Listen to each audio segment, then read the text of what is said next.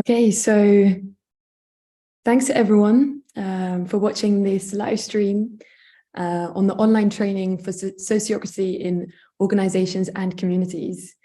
I'm just going to quickly share my screen in presentation mode. There. So my name's Ellen. I'm membership officer at Quest. And before I give the floor to Martina, who will be leading this training on sociocracy in organizations and communities, I just want to quickly give an introduction to Quest, the organization that is providing this training today. So an introduction of myself. I'm Ellen Smith. I'm the membership officer here at Quest. And yeah, today I'm just going to facilitate this meeting and give you some insights into Quest as an organization itself. So to introduce Quest, Quest is a European network based in Brussels, and we bridge various educational change makers across Europe. These change makers could be schools, individual educators or organizations, all working on innovative pedagogical practices. So we really exist to promote innovative or progressive education, perform research on these methodologies, but also put them into practice and advocate for them at a European level. So yeah, our inherent mission as an organization is to really transform education for the better. And in doing so, we have a very holistic approach. So we have various areas of work. We're focused on the integration of more democracy in education, but it also extends further into inclusion in education and sustainability, also outdoor education. So there's various things coming into play here. But yeah, they all sort of come together with the main objective of just having a respectful learning environment, an educational environment, and also really treasure the basic children's rights and treasuring the inner drive to learn of those children. So our strategy is fourfold. We perform research, so really giving legitimacy and a scientific basis to these alternative or progressive methodologies, also practicing them and putting them into practice into various projects, but also promoting and networking. So as I said, we're a network. We have various members, and we really want to support them in the practices that they apply, giving visibility to them, but also promoting them in their work. So yeah, we have 45 members in total, coming from 18 countries within the European Union, but also beyond. And these members are schools, they're trainers, they're associations, they're researchers, or they're NGOs. It really varies. Yeah, so like I said, a very holistic approach, and that really is translated in the profile of our members. So yeah, really wanting to embody this transdisciplinary approach to education, I guess. So like I say, we're a network and we have members, we have a membership available. And to anyone that is watching this and feels like becoming a member would be relevant, I mean, we definitely welcome it if you are actively working on progressive education.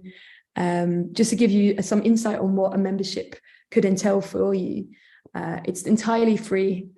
So you have really nothing to lose, only things to gain. And those things more specifically are more info about projects or funding of European funding for those projects in education. We have plenty of networking opportunity to meet with these members and discuss and exchange best practices in terms of education, but also receive the latest updates in terms of educational policy or research developments. We also have ample of free trainings and events like the one you're attending today, but lots more for specifically members. And to just sort of summarize that, by joining our network, it's really an attempt to collaborate in transforming education as a more democratic and inclusive and regenerative process. So yeah, these are just some of the topics that we're working on and that we seek to sit together with members on: sustainability in nature and education, democratic education, community building in education, inclusion. So just some of those areas of work that we sit together with members in context of member forums. So just to close that off, the training will start shortly. Sorry to interrupt, but it's just an invitation to anyone interested in becoming a member. Please reach out to me, the membership officer. So I think it's time now to start the online training. I'm going to stop sharing and give the floor to Martina. Thank you very much, Ellen. Just trying to share my screen. Yeah, I'm just going to unmute Martina. So, okay. Are you unmuted?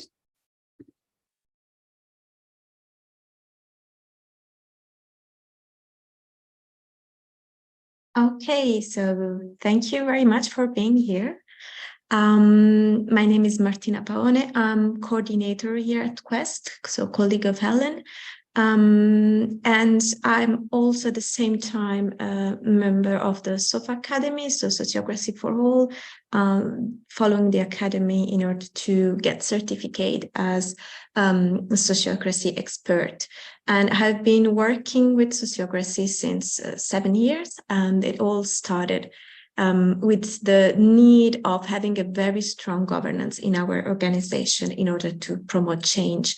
And the reason why we are having this training today is exactly to support all our members, but all the organization and communities that are involved in creating meaningful change, and that in order to do so, they really need to be strong. They have a strong governance and a strong internal structure to support the daily work. So what Quest promote is indeed the capacity building of organization in order to then being able to create meaningful change. This event is a part of a series of a cycle of 2 events. The first one today is dedicated to organization and communities. So it's going to be a broad definition of sociocracy for beginners, and that can be applied in every kind of organization. Tomorrow, we will have a second session that is going to be at Zoom meeting. So it's going to be more interactive with participants. That is dedicated to schools and education. So how what we present today can be applied in schools. Even though today it's a live stream, and therefore the interaction is less facilitated, we hope that you can ask questions in YouTube, and Helen will tell me and stop me at any moment if there are questions, so I can answer to any of your doubts. So the idea is that in this coming time together, we will discuss why does governance matter and why in particular sociocracy as a form of governance. The origin of sociocracy and their key elements, so focusing on the consent, on the linked circle organization, on feedback and open elections. And finally, we can have a moment for questions at the end. I just wanted to say that the content of this presentation has been elaborated through the years in which we improved the governance of our organization, but it's also mostly also thank you to Sociocracy for All.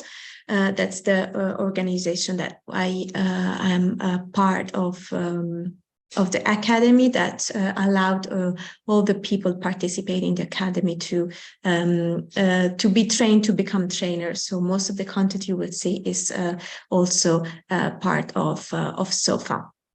And another important thing is that we recently, with Quest, terminated a project of 2 years on sociocracy in school that has been run together with Sociocratic Center Austria.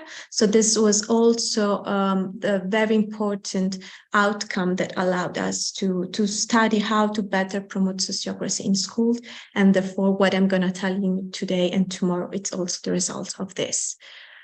But to start with the basis, the main question is, why does governance matter? So why should we discuss about governance? And that's exactly what I was trying to tell you before, is that over the course of the Quest existence, we started with very big value at the beginning, but not capacity of being put together as an organization. But we wanted to be all equal, and we realized that it was extremely difficult. And so we had to study from the zero, actually, how can we be effective, but at the same time to have an empowering organization that is not authoritarian. Those kind of questions are fundamental, we think, for the well development of organization. And therefore, governance is fundamental because it allows us to understand these 3 points: how we make decision, who make decision, and how we improve over time. Now, the majority of the discussion about the governance turn around the first 2 points. So how and who makes decisions. However, in sociocracy, there is a third fundamental point, that is how we improve over time. And that's why also sociocracy is called dynamic governance, because we always evolve. Once we have extremely clear these 3 points, then we know our setting and we have a very solid structure. There are, of course, different forms of decision-making. I will not go in detail about that, but we can definitely consider their flaws in order to understand that we need alternatives. Of course, autocratic or dictatorship methods have definitely clear flaws, because they are not accountability and they don't allow others to take responsibilities. But also forms as consensus, where everyone needs to agree, have big flaws, because they take much time to get unanimity, and they increase the inertia over time.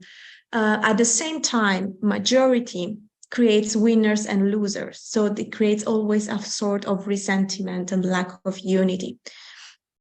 At the same time, informal structure of people that don't want to focus on governances create a chaos, a lack of clarities, and always a low transparencies, because it's not clear who does what and who decides what.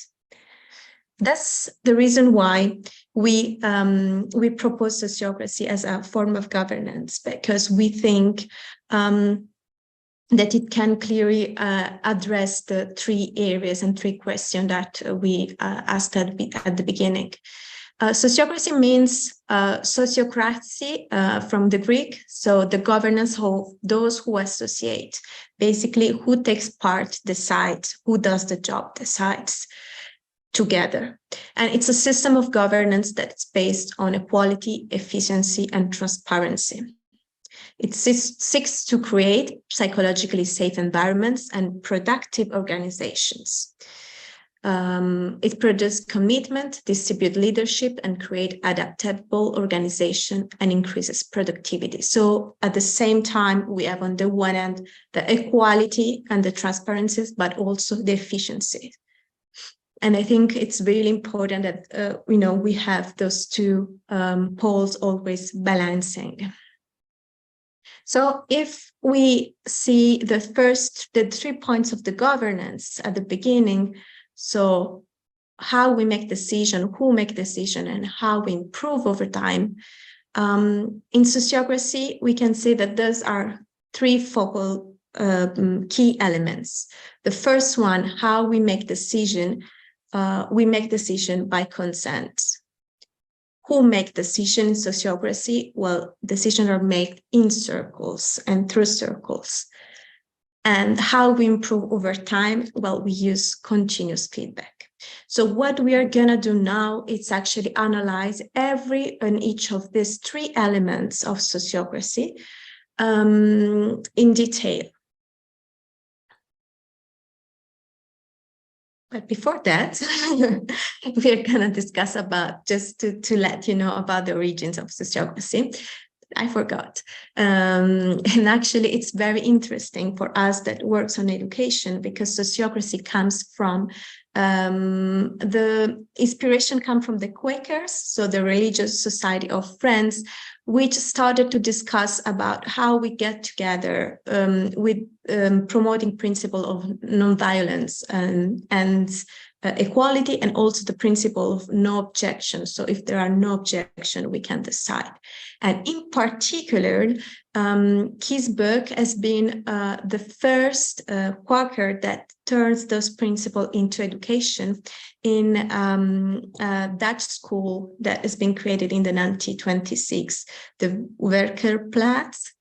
Sorry for my pronunciation, kindergarten that still exists.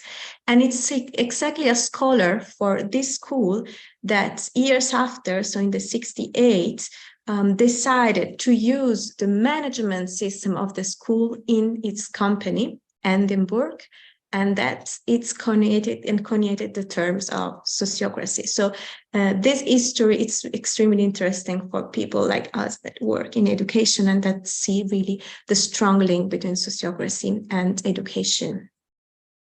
But let's go back to our will and let's see the first point, that is how we make decisions together. So in order to use consent, because as we said, decisions in sociocracy are made by consent, and now we will explain what is consent decision making. But in order to do so, we need to do a step back, because to take decision in sociocracy in general, but in particular with consent, it's really important to have a very clear vision, mission, and aims of your organization. If that is not perfectly set, it's impossible to take an oriented and clear decision. So let's see what those elements are. A vision is what sets out the world like we would like to see it. And so it's important that for your organization, it's clear where you want to go, how your organization would like to see the world. And so many vision statements take the format of, we believe in a world that is da-da-da. The mission that is deriving from the vision tell us what the organization does to bring about that vision to the world. So it's what we work towards, our shared purpose, to make the vision present and in every day in our organization. And the aims are ways to telling how the mission will be achieved. So it should be very tangible and measurable. For instance, I can give you the example of Quest. The vision of Quest could be a world which every person can have access to inclusive, sustainable, and democratic education all over their life. The mission is to connect educational organizations in order to promote a more inclusive, respectful, and democratic education at the national and European level through research, policy, and projects.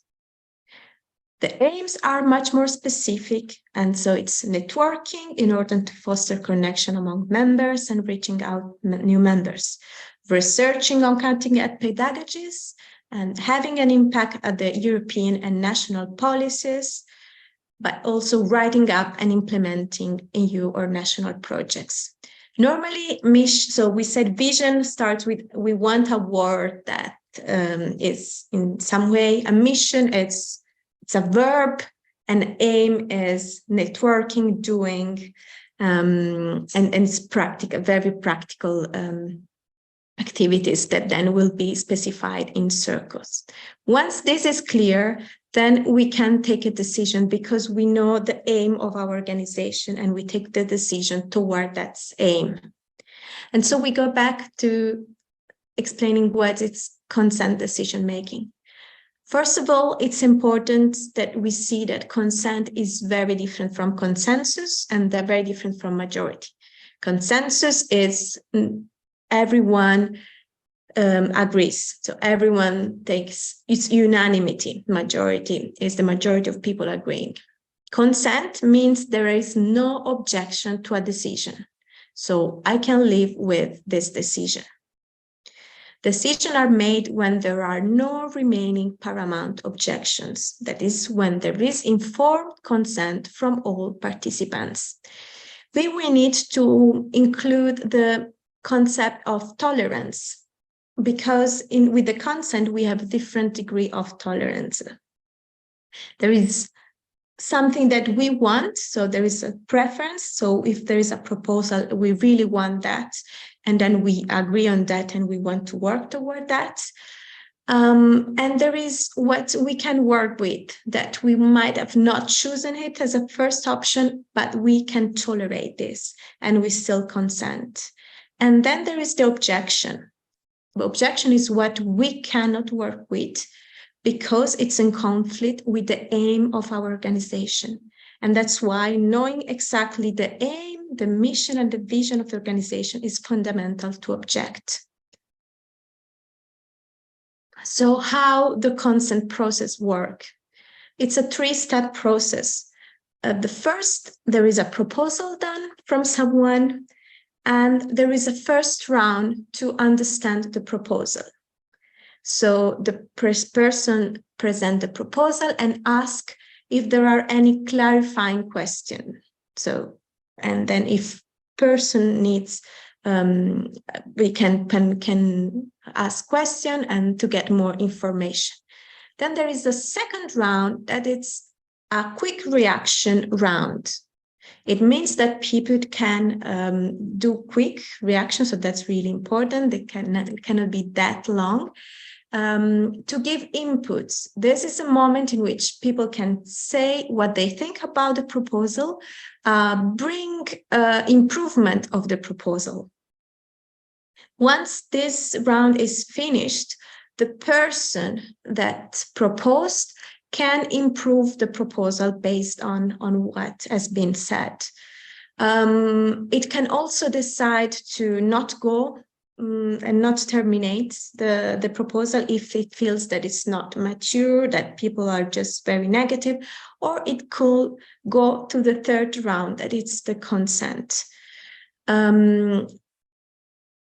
Once the proposal has been probably modified by the quick reaction or not, there will be a round of consents. So the person or the facilitator will ask everyone if they have any objection to the proposal, or if they consent.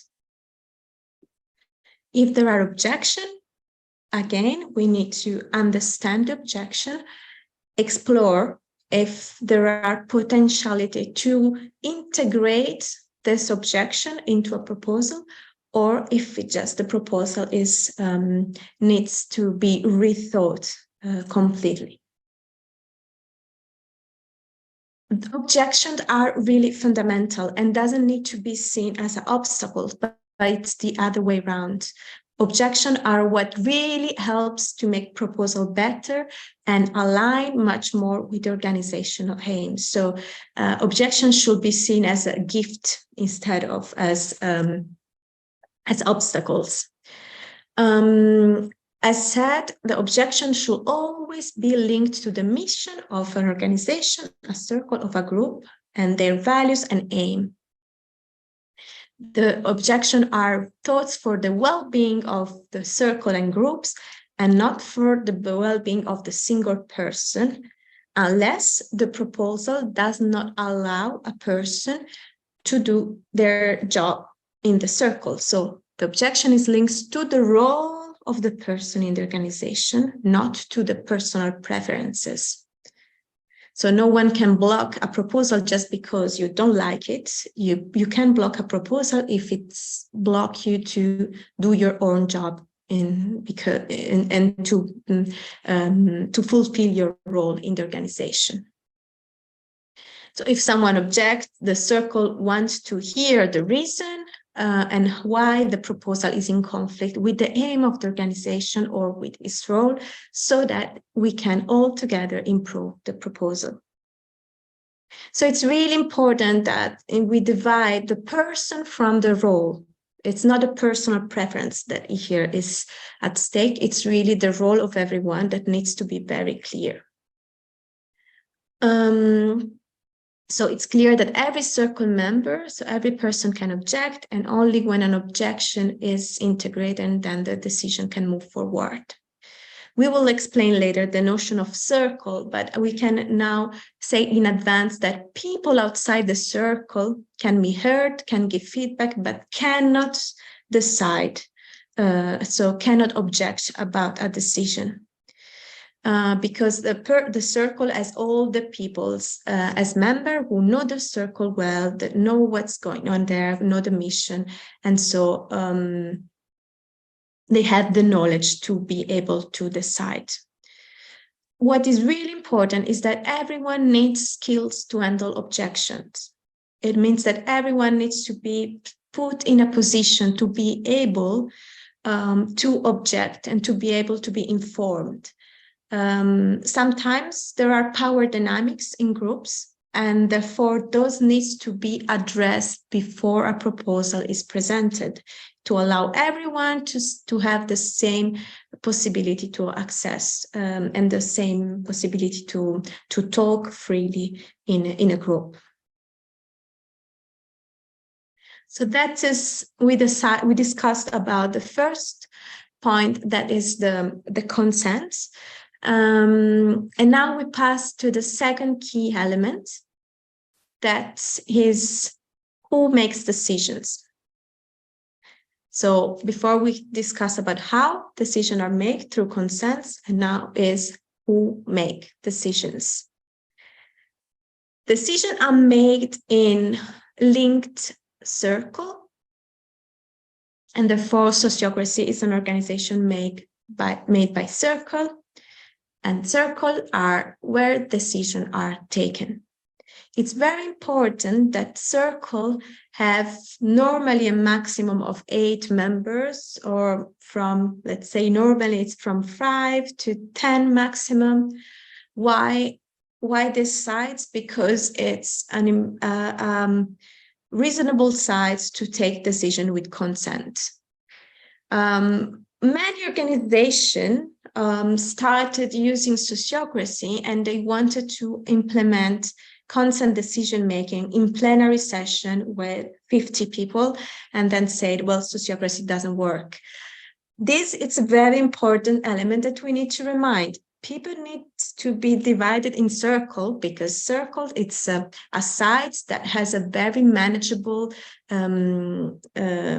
organization and numbers, so that the consent decisions can be taken very quickly, and so that people can really focus on a specific domain.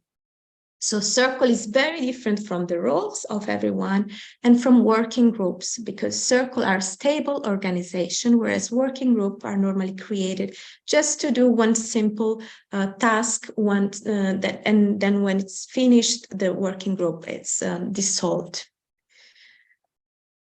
Within the circle are very self-sustainable unity, because each circle make its own decision autonomously according to its domain that it's established. So the concept of domain, it's really important in Sociocracy, because it's the field where the circle can decide about. And of course, it's derived from the aim. So what's the aim is what the circle does, because the mission is divided in several aims, and normally every circle responds to one aim. And the domain, it's really the area of decision of the circle. So domain means that the responsibility and the authority are together, so that those who do the work in that domain have also the authority to act upon that. And this is fundamental. So those that work on a subject, on a domain, have the authority to take decision on that subject. The circle has therefore the responsibility to execute, measure, and control its own action autonomously. And it's in its own process, and it's achieving its own goals. So sociocracy is composed, Socratic organizations are composed of a hierarchy of semi-autonomous circles. When we talk about hierarchy, however, it's not a power structure in the classical term. So we're not talking about verticality, but it's an operational hierarchy where circle can be operational circle, general circle, or mission circle. And according to that, they have more specificity. So an operational circle will have a much more narrower focus, whereas the general circle is broader and the mission circle or top circle even more.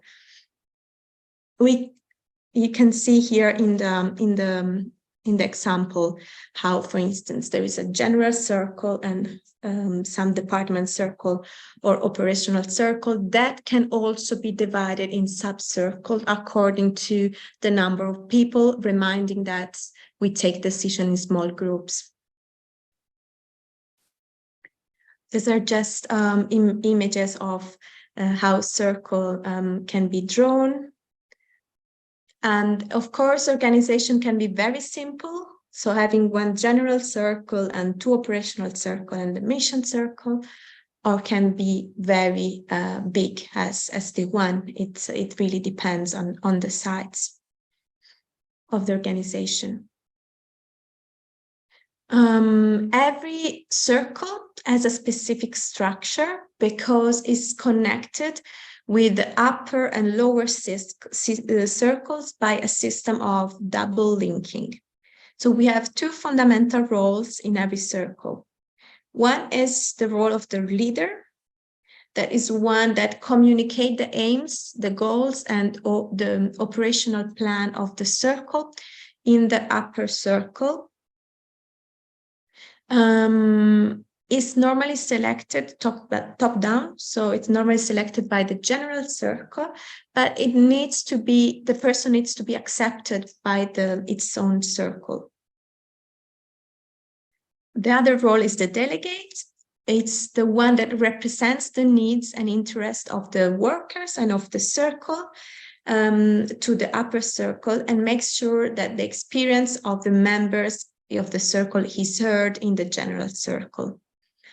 The delegate role is selected in the department circle, but it needs to be accepted to the general circle.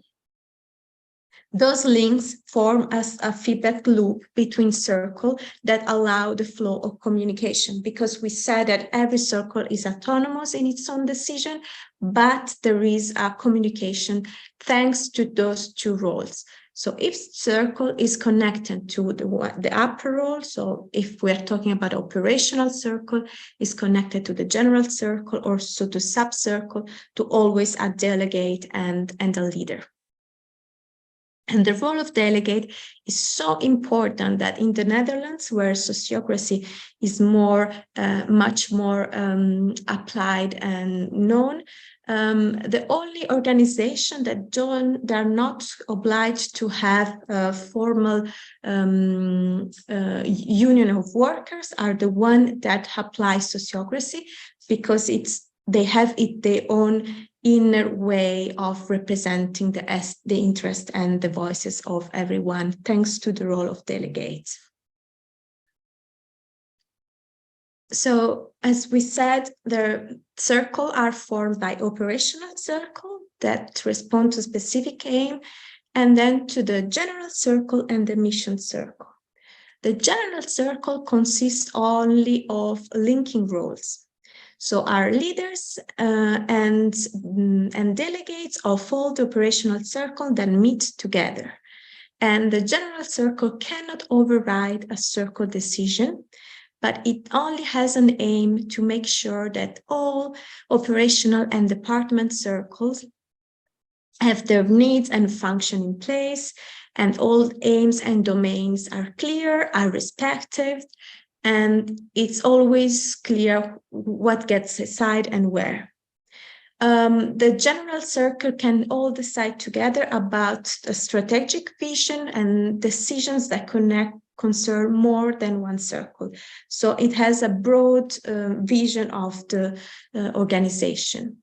And they more than deciding, they make suggestion about the strategic mid and long-term vision that will then pass to the mission circle, which is the one that holds the vision of the organization. So normally the pattern of the organization creation is the one showed in this graphic. There is an initial phase of organization in which normally there is a group of enthusiastic people that have a vision. They do want to do something. And therefore they create a mission circle. You had this big idea, we join together.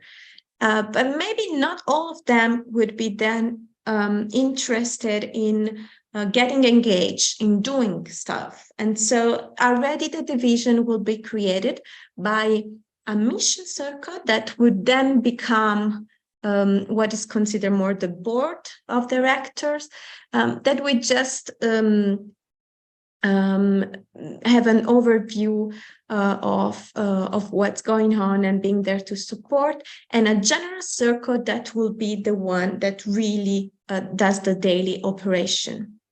And with time, the general circle will then be divided in operational circles. And at the beginning, it's normal that the general circle will still do some work, will still do the work that is left over from the other operational circles. And then the structure will be put in place in a way that the general circle would just have a general overview and suggest a strategy to be then approved to the mission circle, and have an overview that everything is working and exchange information among the circles. So it's clear that we have the leader and the delegate as main circle roles, but it's also important that we talk about two other roles in every circle. That's the role of the facilitator and the secretary. In every circle meeting, we need to have those two roles, and normally it's better that it's not the leader or the delegate that take those two roles. The facilitator is the person that facilitates circle meetings, and the secretary is the person that takes notes and so take care of circle documents and written records. So once we have this four role allocated, we know that the main functions are in place, and they can always, of course, rotate it. So it's not, it doesn't need to remain allocated always to the same person. One important example of how we elect a role in sociocracy is the open election. With my experience, I would say the open elections are really the most powerful element of sociocracy, because it really integrates the different aspects of sociocracy, and it provides a very way to get much stronger together. So roles in sociocracy are selected toward open elections. Not only internal roles, but also external roles. So individuals are selected to roles and responsibility in open discussions using the same consent criteria that we saw before. So it's the same three passage of consent, but declined in the form of elections. How does it work? Well, first of all, it's important to define exactly what's the role we are looking for, what are the qualifications of the person we are looking for, and so a very clear description of the role. It's exactly important, and of the term of the employment or the term of the role. And we need to gather the qualifications. So what are the qualifications required to fulfill this role? And we need to consent on this qualification. Once this process is done, we have a second round in which we do the nomination. So members of circle can nominate themselves or other members of a circle to fulfill a position, and they have to present the reason of their choice. So the reason, it's really, really more important. After this round in which everyone make nomination, there is this a second round in which it's possible to change idea. And after discussion, the 4 people can and often change their nomination.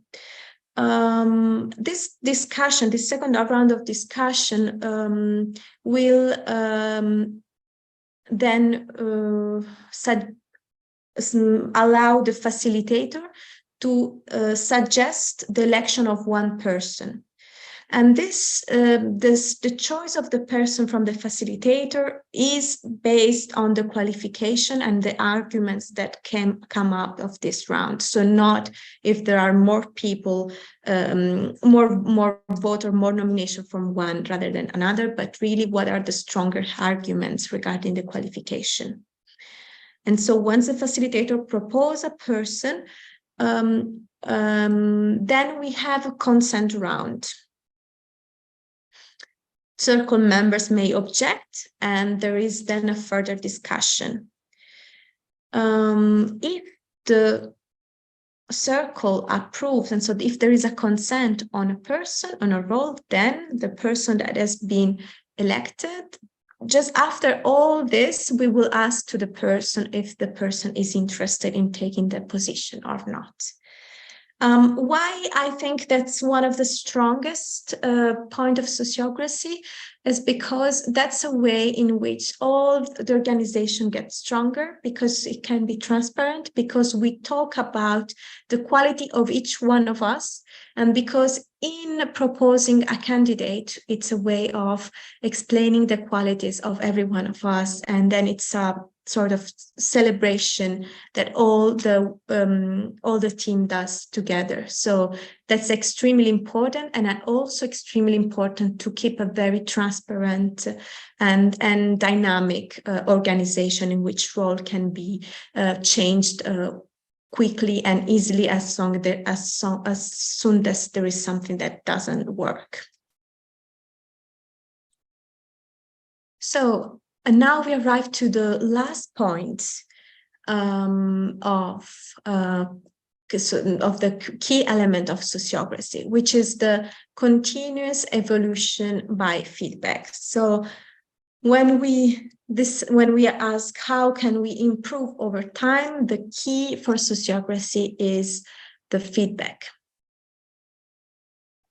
So there is a circular or it can be also considered triangular way of working sociocracy, which is lead, do, measure. So this is a way that it's constantly continuously done in sociocracy, because outcome of decision are always measures to find out if things are working or not. And that's another thing that I found it's quite lacking in most organizations, that there is no this part about measuring, having feedback and growing together. Maybe if something is wrong, many organizations tend to complain, but not looking at, okay, let's get feedback for everyone and let's see together how can we improve. Also, another characteristic of sociocracy is that good decisions are made over time, so not all in one step. And because it's not all in one step, it's an iteration work that needs constant adjustment and constant feedbacks to arrive to a final decision, a final solution that it's the very good one. We say good enough for now, safe enough to try as a sort of motto. So whenever we do something, then we finalize an activity, we have always a feedback. And it's important that feedback doesn't have to be attached to emotion, but it needs to be a commitment to evidence-based learning and to effectiveness. Again, it's very easy if we don't aim to be perfect, but if we just aim to do what is good enough for now. And we say that we learn all together. So sociocracy needs to be seen as an organic organization when we don't need to thrive just us in our role, but we need to be all united as learners, and therefore we all move together and ahead together for the aim of the organization. However, sometimes it's really hard to say what we are noticed that it's not working, and also very hard to ask for what we want. At the same time, only if we ask, we are taking the responsibility for our own well-being and for the well-being of our organization. So every time we give a feedback, it's also a gift, exactly as an objection. So we always provide a gift in presenting a situation that we don't like. Of course, this goes sometimes against our culture of being polite or trying to not harm the other, but it's nothing to do with that. It's really trying to see and reach the goal of the organization. Feedback can be given at the end of every meeting. Very shortly, we can have at the beginning during the meeting, we can have a check-in in which we say how we are doing and how we arrived to the meeting, and a check-out in which we have a feedback about the meeting. Feedback can also be given personally, so we have one-to-one relationship and one-to-one feedback when it's needed, or it can be done on a certain time according to organization, or it can also be given in circle according to a specific topic of the circle, a specific activity that has been accomplished, and then we want to have a final feedback round. When we want to give a feedback to a person, it's probably the most difficult thing. And therefore, what we suggest is also to use the nonviolent communication style.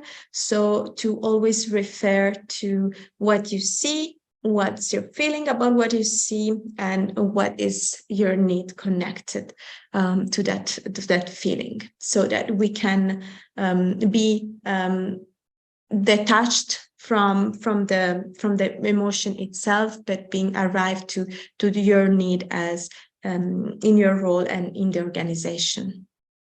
One final point that I want to make is the importance sometimes of sharing circle in your organizational culture. Conflicts arise quite easily in organization, even though we try to do the best. Even though we try to implement the best governance structure, we are human, and therefore conflicts arise. One way to avoid serious escalation of conflicts is giving feedbacks every time, sharing in the circle, and using the sharing circle method. That are just moments with all your colleagues to sit together and debrief about how you feel and what you want to say in what moment. And it doesn't need to provide any feedback about that. It's just a moment to share in order not to arrive to escalation of conflict. But one final thing that we always need to remember is that the organization structure is never done or completed, but it's always evolving. And so we need to try to keep adjusting and maintaining a flexible mindset every time. Because every time we think that we are arrived to a new structure, there is something new that happens, and that will make us rethinking how to improve. So it's thanks to this flexible and mindset and evolving mindset that we can evolve with our colleagues. And Sociocracy can really support this dynamic governance. So I leave you with this picture of our team. And before seeing if there are questions, I just want to point out 3 important resources. If you want to go further, please look at the website of Sociocracy. It's the international organization that promotes sociocracy, and also the website of Sociocracy, the Sociocracy Centrum Austria, together with Quest Realize the Socialist project. And here I sent you the link. It's a project about sociocracy in school. We will have time tomorrow to discuss about the Socialist project and the importance of sociocracy in education, in a training that will be at 4:30, but maybe Ellen, you can remind it better than me. So we will depart from here to see how better applying sociocracy in school. Thank you. Thank you, Martina. Yeah, in terms of questions, we just have one question in the chat asking if the video will be available to watch later. And indeed, it will be published on the Quest YouTube channel. So you're free to watch it anytime there. And if people are interested in attending a more interactive session on sociocracy in schools, we encourage you to sign up for that event. I've added a link in the chat, but it's also on our website. So yeah, we welcome you to register. Thank you for watching.